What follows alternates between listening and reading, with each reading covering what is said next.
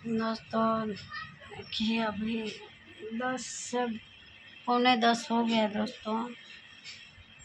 अभी मैं खाना नहीं खाई दोस्तों, तो आप लोग खाना खा लिए होंगे दोस्तों। अभी नहा धोआ के मैं भी बिस्तर पर लेटी हूँ पूजा वूजा करके कि अब खाना खाने जा रहे हैं दोस्तों।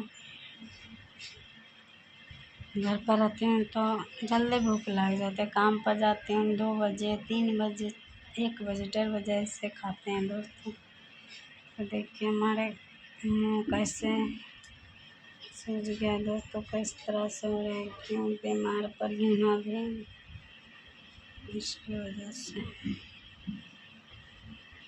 देखिए क्या बताएं दोस्तों, सारी चीज़ मेरी माथा पर पड़ी है, तो मैं तो अपना तो संभाल के चलना ही पड़ेगा दोस्तों। तो दोस्तों चलते हैं, हम खाना खाएं दोस्तों, तब तक हमारे लाइफ में बने रहिए दोस्तों।